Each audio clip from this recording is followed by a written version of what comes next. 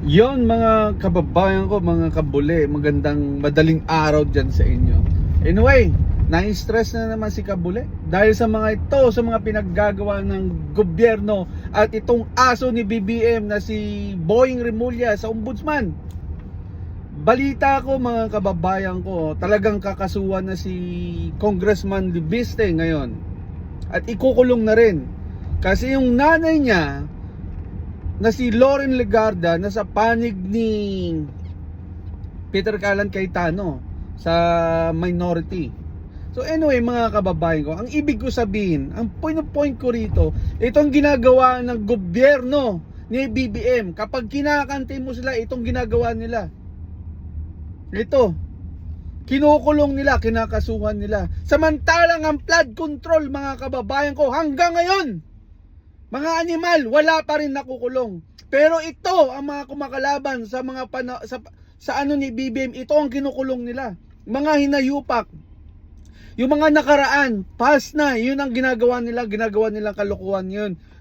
Especially ito si Boying Rimulya, kinukulong nila. Kinakasuhan nila at ikukulong. Para ito, diskarte na yan mga kababayan ko eh. Ginagawa nito ni Boying Rimulya dito kay Libiste, yung sa anak ni Loren Legarda, para umanib sa kanila. Ganito ang diskarte mga kababayan ko. Kaya kapag kinakante mo si BBM, itong ginagawa ng mga hinayupak na to, wala na ba tayong karapatan mga kababayan ko? Wala na ba kayo karapatan na magsalita para sa mga hinayupak na to, yung mga sangkot sa flood control? Ngayon, asan yung flood control? Wala pa rin nakukulong hanggang ngayon. Pero ito yung mga hinayupak na wala namang kasalanan, na mga kinakasuhan nila ng plunder.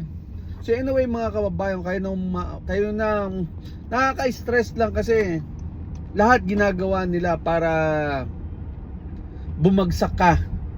At kapag kinakanti mo sila, itong ginagawa nila mga kababayan ko. Asan na ang freedom? Asan ang kalayaan ng mga Pilipino? Kasi kapag kinakalaban mo sila, itong ginagawa ni BBM,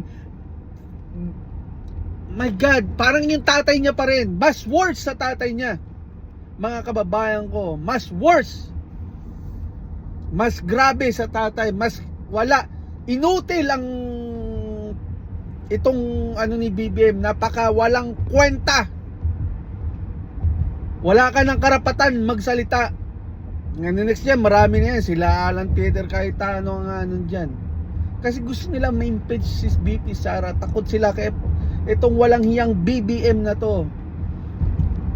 Kayo na umusga mga kababayan ko. Kayo na umusga sa taong ito kasi itong tao na to nakaka-stress. Wala nang ginawa.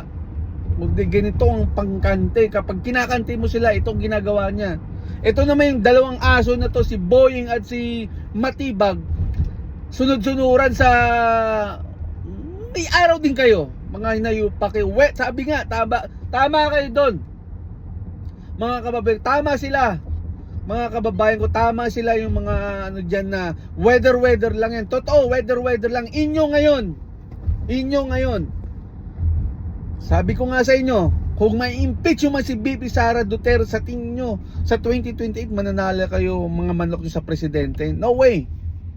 Wala nang boboto sa inyo dahil alam namin na kurakot kayo at salot kayo sa gobyerno. At alam namin at gusto namang mga Pilipino at gusto namin makukulong kayo, mga inayupak kayo. Hindi kayo na makakalimutan. Isa lang naman ang gusto namin eh. Makukulong kayo lahat. Yung mga sangkot ngayon sa flood control na walang Ngayon, tingnan nyo mga kababayan ko, sino ba nakukulong? Yung mga kumakanti kay BBM. Yun ang mga nakukulong. Yun ang kinukulong nila. Samantalang dito mga kababayan, nakikita nyo yung flood control, yung maleta hanggang ngayon wala pa rin nakukulong. Ito na naman si BBM, nangako nung SONA. Ilang beses na pinangako yan.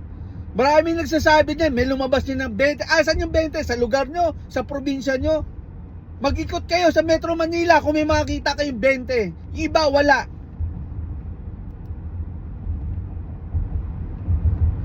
Diba?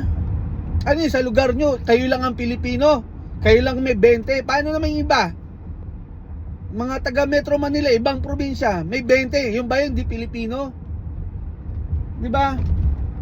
Mga kababayan ko, nangangako pero di napapako. Salita ng salita, hindi naman na ano. Sinasabi niya na may makukulong. Makukulong si Martin Romualdez. Sinabi niya na last year yun eh, na may makukulong. Sino nakulong? Yung kumakanti sa inyo, yung kumakanti kay BBM, yun ang nakulong. Pero atin nakulong sa flood control. Sino nakulong sa flood control?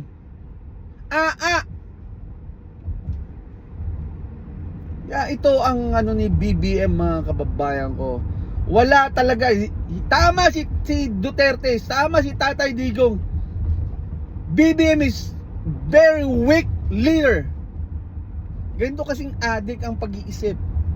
Yung ibig ko sabihin, mga nakaraan, mga kababayan ko, about dito sa racket na to, ang daming pwedeng uunahin. Bakit itong pag-aanin mo? Gagawa ka ng racket, magpapalagay ka ng racket dito, at sino magbabayad? At sino gagastos? Mga mayayaman Pilipino. At sino may pera ba ang Pilipinas? Wala. Naubos yung nakakakurakot, namaleta nyo na at nabulusan nyo na. Tapos mag-aano pa kayo ng racket? Magla-launch pa kayo dito? Sino mag-aano? Yung Korea sinasabi nyo, na hindi ko naiintindihan. Sa tingin nyo, hindi namin maiintindihan yon. Sino gagas? Sa tingin nyo, hindi tayo maglalabas ng pera dyan? Kayo ang maglalabas. Tingnan nyo ngayon, nagtataasan. Sino nagbabayad? Tayo, mga Pilipino. Tayo nagbabayad sa mga yan. Yung mga tax at minano, tayo nagbabayad. Sa atin kinakaltas. Kaya mga kababayan ko na sinasabi nyo na hindi ko naiintindihan about sa racket. Alam mo ba, tornilyo lang yan. Kung ilang milyon tornilyo pa lang gagawa ka ng racket dito sa NASA. Di ba? Ilang ano yan? Ilang trilyon bago sila makagawa, kapag minsan sablay talo pa yan. Kapag sumabog ka, di talo ka na. Di ba? Kaya ang dami pwedeng unahin. Dami niyong pwedeng unahin. Bakit? Ito na naman, nangako na naman siya. Dapat niya unahin niya yung mga pinapangako niya, 20. Ilan lang ang meron 20 na bigas. Ito sa mga nagko-comment dyan, sa inyo lang yun. Pero mag-ikot kayo sa Metro Manila. Kung may makikita kayong mga 20, iba dyan wala. Diba? Kaya mga kababayan ko, ngayon, kaya sabi ko nga sa inyo, yung kumakante kay BBM, ito yung ginagawa ni BBM. Like kapag kinakanti mo sila, kinakanti mo siya, itong ginagawa niya, pinapakulong niya. Diba? Ngayon, ginagawa niya ngayon kay Libiste. Sa mag-ina. Diba? Gusto nila kasuhan si Libiste para makulong. Para itong nanay bumigay. Para mapunta sa majority. Yun ang katotohanan. Politika, yun ang katotohanan. Yun ang ano ninyo. Wala na yung, huwag nyo na sabihin na wala ganito kasi may kaso. Come on, imbestigahan nyo yung mga flood control hanggang ngayon. Sino ba to? Nawawala ako sa sarili ko. Boying Rimulya, imbestigahan mo yung flood control. Diba? Ayan, trilyon ang nawawala. Bakit hindi mo kayang imbestigahan? Dahil Rimulya, dahil aso ka, animal ka, isa kang huwad, dapat ikaw makulong, nayupak ka. Ito rito isa din to si Matibag. Dapat kayong makulong, hindi ito mga lumalaban sa gobyerno. Yung kumakante, yung kinakasuhan, yung pa yun eh. Yung mga walang kaalam-alam, yung kinakalaban mo sila. Yan ang ginagawa ni BBM, mga kababayan ko. Kaya nakaka-stress, nakakainis lang.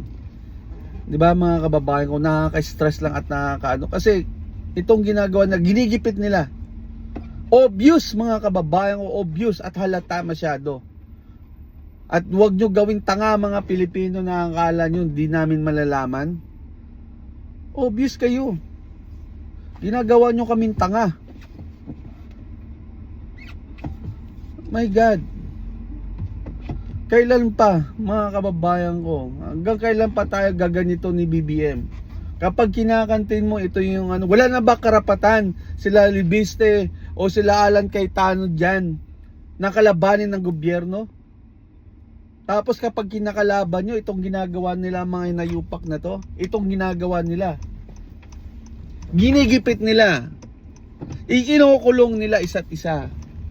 Itong ginagawa ni BBM ngayon, mga kababayan ko. Pero tingnan nyo, yung sa flood control, trilyon ang nawawala. Maleta-maletang ninanakaw sa gobyerno, pero may nakulong ba? Wala. Wala, mga kababayan ko. 'Di ba? Mga kababayan ko, alam niyo yan. May nakulong ba sa flood control? Sino? Ay mga nakulong, yung lahat, yung mga kumakalaban sa gobyerno ni BBM. Kasi totoo naman eh. Itong ginagawa ni BBM, mga kababayan ko, hayop lang, hahayop talaga si BBM. Wala talaga, tama talaga si Tatay Digong. Kaya anyway, mga kababayan, kayo na musga.